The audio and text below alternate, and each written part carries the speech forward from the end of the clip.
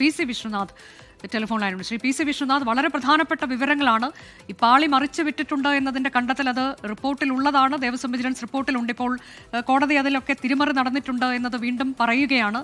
അങ്ങനെയെങ്കിൽ എത്രത്തോളം ഗൗരവത്തിലുള്ള കാര്യങ്ങൾ ശബരിമലയിൽ നടന്നിട്ടുണ്ട് എന്നതാണ് നമ്മൾ ഈ റിപ്പോർട്ടിന്റെ അടിസ്ഥാനത്തിലൊക്കെ ഇപ്പോൾ മനസ്സിലാക്കേണ്ടത്. വിശ്വനാഥ്, ശബരിമലയിലെ സ്വർണ്ണപ്പാളി, ദ്വാരപാലക വിഗ്രഹം ദേവസ്വം ബോർഡ് ഭരണസമിതിയുടെയും ഗവൺമെന്റിന്റെ ഉത്തരവാദിത്തപ്പെട്ട ആളുകളുടെയും അറിവും സമ്മതത്തോടും കൂടി മറിച്ചു വിറ്റു എന്നുള്ള കാര്യം കോടതി തന്നെ കണ്ടെത്തിയിട്ടുണ്ട്. ദേവസ്വം വിജിലൻസ് ഈ അന്വേഷണ റിപ്പോർട്ട് കൊടുക്കുന്നതിന് മുമ്പ് തന്നെ ബഹുമാനപ്പെട്ട കോടതി ആ കോടതി SIT ഫോം ചെയ്യുന്നതൊക്കെയായി ബന്ധപ്പെട്ട് പുറപ്പെടുവിച്ച ഉത്തരവിൽ വളരെ കൃത്യമായും ഇത് ഒരാൾക്ക് മറിച്ചു വിറ്റിരിക്കുകയാണ് എന്ന് കോടതി തന്നെ പറഞ്ഞിട്ടുണ്ട്. അപ്പൊ കോടതി പറഞ്ഞു കഴിഞ്ഞ ഒരു കാര്യത്തിൽ നിന്നും ദേവസ്വം വിജിലൻസിന് ഇനി പിന്നോട്ടും പോകാൻ പറ്റത്തില്ല. കോടതി പറഞ്ഞു തന്നെയാണല്ലോ സത്യം.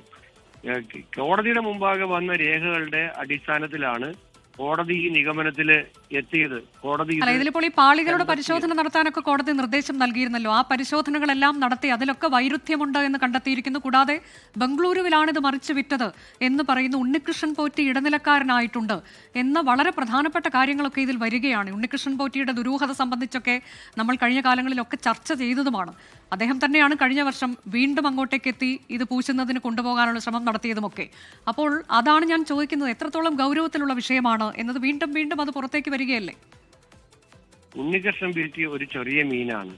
ഉണ്ണികൃഷ്ണൻ പോറ്റി വലിയ ആളുകൾക്ക് വേണ്ടി, ദേവസ്വം ബോർഡിലെ പ്രമുഖർക്ക് വേണ്ടി, സർക്കാരിലെ പ്രമുഖർക്ക് വേണ്ടി ഉണ്ണികൃഷ്ണൻ പോറ്റി ഇതിനകത്തൊരു ഇടനിലക്കാരൻ മാത്രമാണ്. ഉണ്ണികൃഷ്ണൻ പോറ്റി വേണമെങ്കിൽ നമ്മൾ പറയത്തില്ലേ, കച്ചവടത്തിലേക്ക് ഏജന്റുമാരെ പോലെ പ്രവർത്തിച്ച ഒരാൾ മാത്രമാണ്. ഇത് ദേവസ്വം ബോർഡിലെ ഉത്തരവാദിത്തപ്പെട്ടവരും ഗവൺമെന്റിലെ ഉത്തരവാദിത്തപ്പെട്ടവരും അവർക്ക് വേണ്ടി അറിഞ്ഞു നടത്തിയ ശബരിമല അയ്യപ്പന്റെ ദ്വാരപാലക വിഗ്രഹം കവർച്ച ചെയ്ത് മറിച്ചു വെച്ചിരിക്കുകയാണ്. തെളിഞ്ഞിരിക്കുകയാണ് ഇപ്പോൾ അത്. ഇനി ഇതിനകത്ത് ഉൾപ്പെട്ടവർക്കെതിരെ ക്രിമിനൽ കേസെടുത്ത് അവരെ ജയിലിലടക്കുകയാണ് സർക്കാർ ചെയ്യേണ്ടത്. ഞങ്ങൾ സമരം ചെയ്തത്. അതെ, താങ്കൾ പറയുന്നത് പോലെ ഉണ്ണികൃഷ്ണൻ പോറ്റി ഇതിൽ ചെറിയ മീനാണ് എന്ന് പറയുന്നു. കൂടാതെ ഈ ദേവസ്വം ഭരണസമിതിയിലേക്ക് തന്നെ ഈ കാര്യങ്ങൾ കൊണ്ട് ചെന്നെത്തിക്കുന്ന തരത്തിലേക്കല്ലേ കണ്ടെത്തൽ? ഞാൻ ചോദിക്കട്ടെ, അതായത് അവിടെ നിന്നും കൊണ്ടുപോയ സ്വർണം ആണല്ലോ ഇപ്പം വിറ്റു എന്ന് കണ്ടെത്തിയിരിക്കുന്നത്. അവിടെ നിന്ന് സ്വർണം കൊണ്ടുപോയത് എങ്ങനെയാ? തിരുവിതാംകൂർ ദേവസ്വം ബോർഡ് 2019 ഒരു ഉത്തരവിറക്കിയിട്ടല്ലേ സ്വർണം കൊണ്ടുപോയത്. ആ ഉത്തരവിന് ശേഷം ഉണ്ടായ പ്രൊസീഡിങ്സിൽ സ്വർണമാണെന്നിരിക്കെ ചെമ്പെന്നല്ലേ മാസ്റ്റർ രേഖപ്പെടുത്തിയത്. അപ്പൊ സ്വർണം വിൽക്കാൻ പോകുന്നവർക്ക് ഭാവിയിൽ സംരക്ഷണം കിട്ടാൻ വേണ്ടിയിട്ടല്ലേ സ്വർണത്തിന്റെ സ്ഥാനത്ത് മാസ്റ്ററിൽ ചെമ്പെന്ന് എഴുതി വെച്ചത്.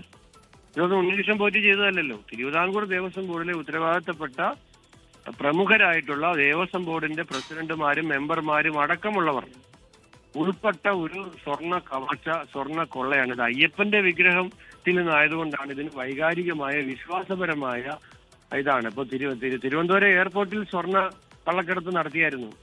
അത് ഒരു ക്രിമിനൽ ഒഫൻസ് എന്നുള്ളതേ ഉള്ളൂ. അതിനകത്ത് വൈകാരികവും വിശ്വാസമൊന്നും ഉണ്ടായിരുന്നില്ല. ഇത് കോടാനുകോടി വരുന്ന അയ്യപ്പ ഭക്തരുടെ മനസ്സ് വേദനിക്കുന്ന രൂപത്തിലാണ് അയ്യപ്പന്റെ വിഗ്രഹം മോഷ്ടിച്ച ഒരു ഗവൺമെന്റും അതിന് കൂട്ടുനിന്ന ഒരു ഗവൺമെന്റും ദേവസ്വം ബോർഡുമായി ഇതുവരെ മാറിയിരിക്കുന്നത്.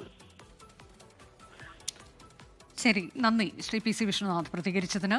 ലോകത്തെവിടെയായാലും ഏത് സമയത്തും 24 വാർത്തകളും ഓഗ്മെന്റഡ് റിയാലിറ്റി പാക്കേജുകളും എക്സ്പ്ലെയിനറുകളും വിശദമായി കാണാൻ ഞങ്ങളുടെ യൂട്യൂബ് ചാനൽ നിങ്ങൾക്ക് സബ്സ്ക്രൈബ് ചെയ്യാം.